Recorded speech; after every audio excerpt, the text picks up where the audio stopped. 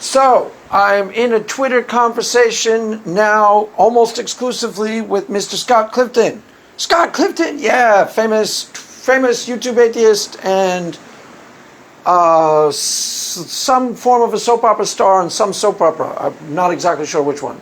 Big and the Bad. The Big and the Bad. He's on The Big and the Bad. He's on The Good, the Bad, and the Ugly, or something like that. I don't know. He became a soap opera. I'm not exactly sure. Maybe a minor celebrity, maybe a big celebrity. I'm not positive how well known he is, but I know he's at least soap opera famous outside of Twitter and YouTube. Prior to him getting on this soap opera, he was on his way. If you ask a lot of Twitter atheists, Scott, you might not know this. This'll be, you'll get a kick out of this. This is the God's honest truth. When you had your YouTube channel, you haven't really posted that many videos. It's been inactive for about 4 years or so. There were a lot of people 3 or 4 years ago who thought that you were on the same level as Matt Dillahunty. They put you on the same level. They said that you were some people thought you were better. Matt Dillahunty himself might have even thought that. I'm pretty sure you know him or are friends with him. I saw a couple of your debates. I thought you were kind of excellent in debates. Matt Dillahunty, there are some people who disagree with me. I think Matt Dillahunty is actually excellent at debates and intellectually really, really gifted. I think had you gone on the same trajectory as he had you, practiced debate, keep in mind, okay, he's probably a lot better than you are debating today, but he's been debating more or less once a week for the last 10 years, and then he does Atheist Experience 3 times a week where he's debating on a phone.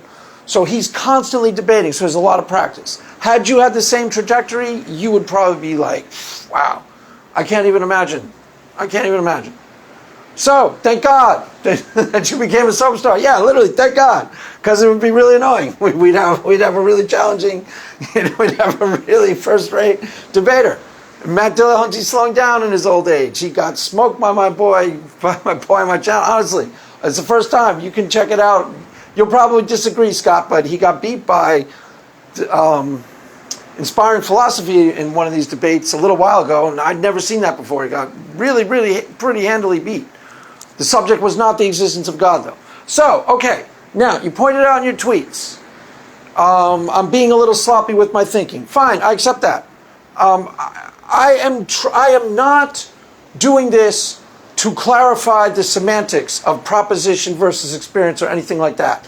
That's not my agenda. I don't care. What I set out to do, okay, was to vocalize, was to express myself. I was trying to express myself, Scott. I was trying to say, look how difficult it is, atheists. Look how difficult it is, atheists. Empathize with me. How hard it is for me, using the present-day tools of epistemology, to make real to you my experience. I have an experience, and we both agree it's 150% real to me.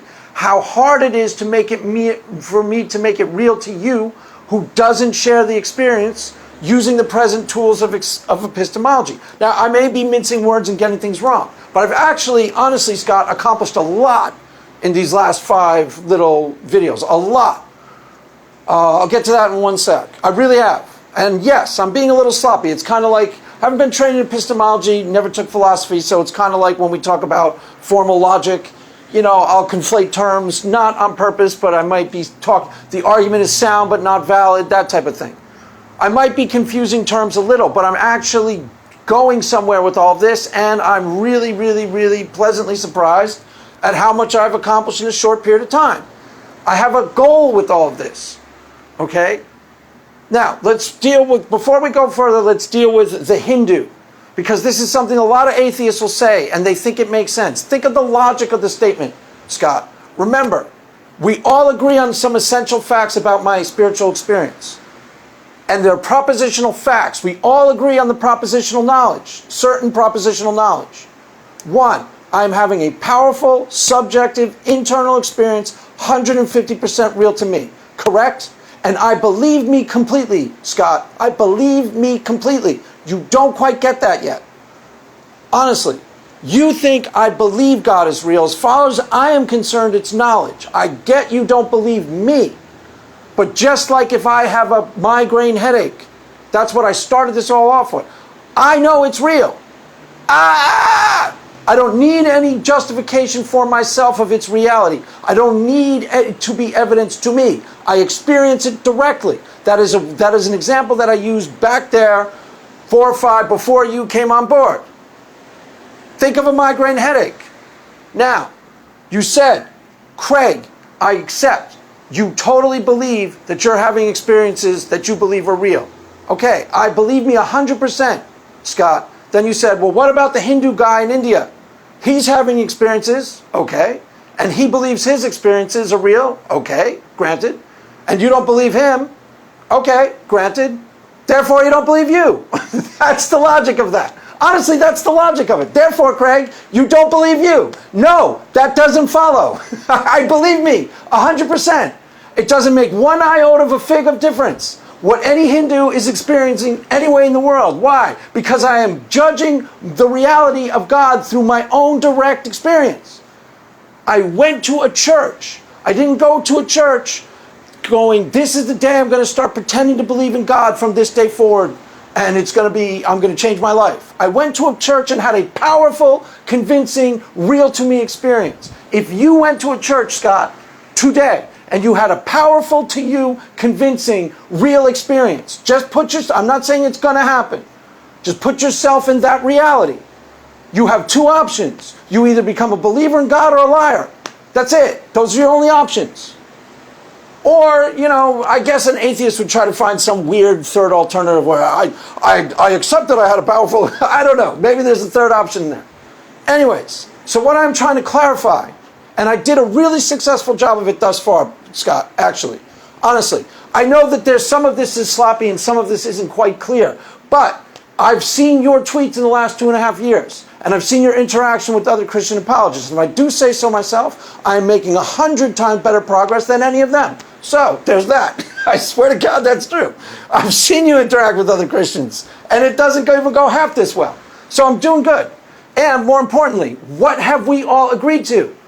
I tried to clarify more for my own edification, Scott, than for yours, to be perfectly honest to you. You are just someone I used to object. Actually, you were more useful than deconverted man. Why? Because you're pretty first-rate intelligence, if I do say so myself.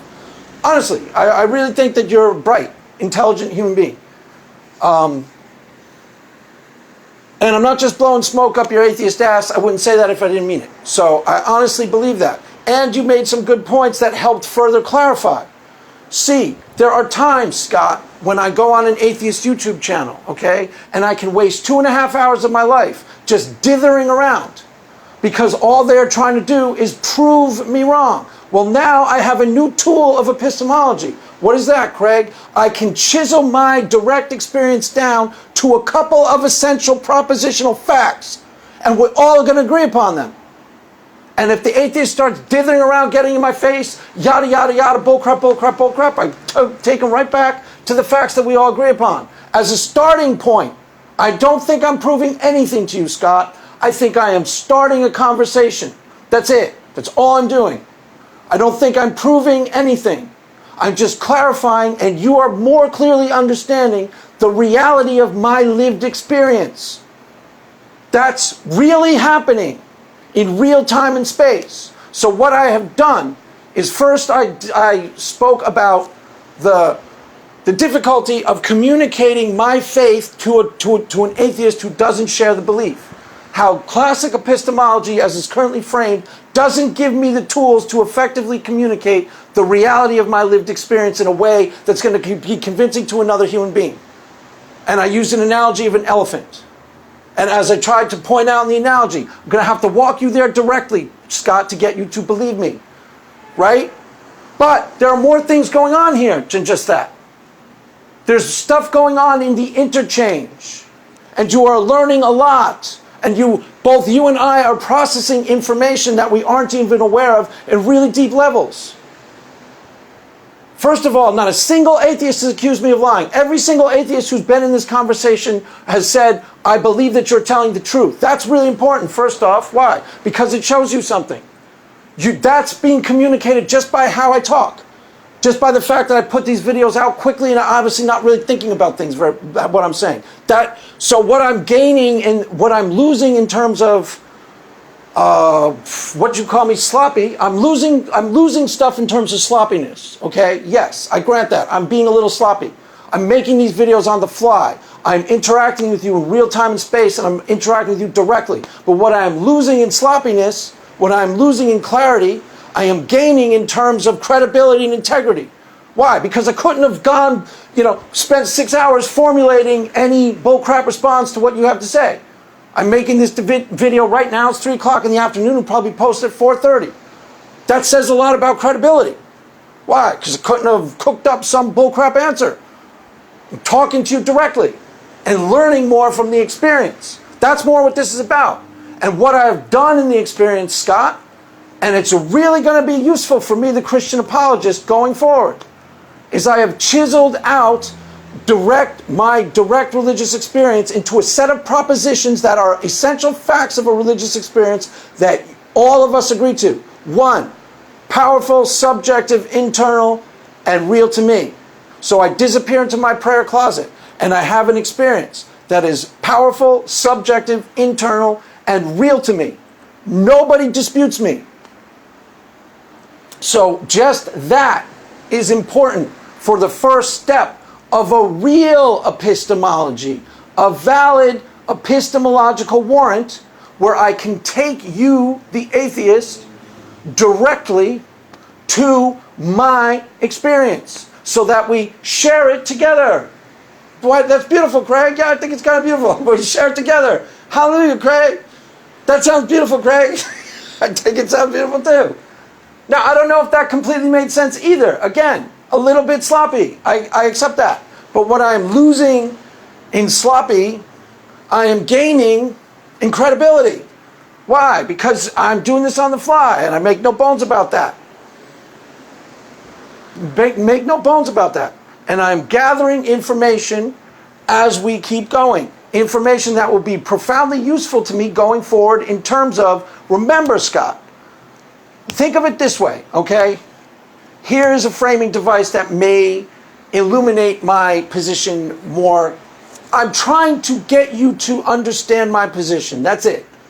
It's my firmly committed belief, okay, that I'm going to communicate, that once you understand me clearly, you're at least going to learn a couple of things that you don't even know that you're going to learn. What are you going to learn? First of all, it's really obvious that I'm telling some version of the truth. That's why every single one of you said, I believe you, or I believe you're telling the truth, or I think you're telling the truth. Because it's really obvious. Really obvious. That's communicated through a lot of different things. But it's really, really, really obvious. Now, we all agree that you don't believe that that's God back there in my prayer closet. I get that. I completely understand that. Now, it may be that there is no way for you to come to the belief that that's God back there in the prayer closet, except you take a leap of faith too. I'm not sure I accept that yet. But if one day it requires me to say to you, I can't prove it, you're just going to have to take it on faith, you'll be a lot closer to believing it. Just by virtue of the fact that we've walked through a set of propositions that I have built in concert with Twitter atheists, where we have clarified all of the knowable truth claims surrounding the experience and leading up to the experience. It may require ultimately a leap of faith, but it certainly ain't going to be a huge Jesus died on a cross leap of faith. Rose from the dead leap of, died on a cross. Okay, died on a cross everyone believes, except Richard Carrier. Rose from the dead. Died on the cross, all of you believe except Richard Carrier. Scott, if you're a mythicist, I can't help you. we're going to have to stop. If you're a mythicist, Scott, I throw in the towel, let's just call it a day. If you think of it this way, Scott, and I'll let this video go. If you had an experience, let's say you were in a car accident. No, that's not a good one. Okay, let's say you went into a field and you saw a fire. Fire in a field. You experienced it directly. There's no propositional, you experience it directly. You absolutely know that there is a fire in that field right now. Do you not? If you walk 1,000 miles, if you walk 3 miles away from that fire, you know you saw it. You saw it with your own eyes. You experienced it directly. Do you have a valid epistemological warrant for that fire in the field? Yes. What's that? You experienced it directly. Now, let's say I don't believe you. You come up to me and you're like, Craig, I just saw a fire in the field. And I'm really irritating. I'm like a Twitter atheist. And I'm like, I'm skeptical, Scott. I'm skeptical. I don't really believe you, Scott. Prove it. You got any evidence? Got any evidence, Scott? Now, this is where atheists all get too clever by half. Well, you take them up, you show them fire. Well, it's an analogy. You take them up, they'll see smoke, duh. I get it. It's an analogy. I'm only trying to point out one thing, Scott. If you actually saw a fire with your own eyes, and you and I were having a conversation about its theoretical reality, don't you think, if you thought about it long and hard enough, because this is the only thing I'm trying to do, you could come up with a way to prove it to me somehow, just by talking to me in a room without taking me there directly? Don't you think you could do that? Honestly, think about it. And remember, I know you don't think I know I experienced God. I get that. Don't think too much about it. Just think clearly. Don't think to prove me wrong. Okay?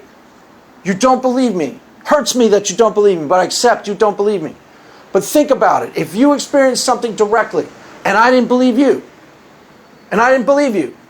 don't you think if you talk to me long enough, if you talk to me for 2 hours about something, you could figure out a way somehow to prove it to me without ever actually having to take me there? Because I kind of think that I could.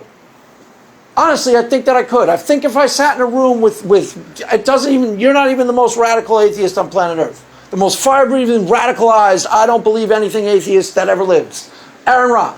I honestly believe if I sat in a room with Aaron Ra for 4 hours and he gave me a fair hearing, that's the key. If he gave me a fair hearing, I honestly believe he'd walk away from the table, not necessarily convinced that God is real, but he'd learn a lot about my direct experience.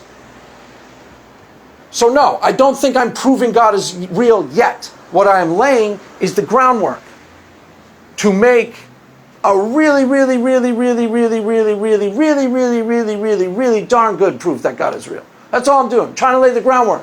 And I'm doing it with the help of the actual atheists, the actual people who don't believe. So that's all that's going on here, Scott. And yeah, it's a little sloppy. I apologize. It's not my fault it's sloppy. It's really not. My wife was, my wife kept me up late last night. What else happened? The cats. Yeah, I don't know. There's a whole bunch of stuff going on. I have a life. I have a life. There's a whole thing. I'm making videos on the fly. Got a whole life going on here. I don't have time to I don't even have time to read the last series of tweets. I only read like three of the tweets between you and Cosmos. Not all of them, just a few. So yeah, it's a little sloppy. But all of this is experience today that I'm going to put in effect for tomorrow. I'm going somewhere with all this. And it's already been profoundly useful to me in terms of a Christian apologist. And if I do say so myself, senior interactions with other Christian apologists the last 2 years, doing a lot better job than they did. Honestly, even though it's a little sloppy, I'm doing a lot better than they did. They sucked. So there you go. There you go, my friend. And if you want to debate this publicly, anytime in September, I'm free. And if you want to be interviewed on my channel, you are invited. I won't debate you on my channel. I don't do that. I just ask questions and have a good time. So let me know if you want to do either of those two things. That is all for now. Craig out. Craig out.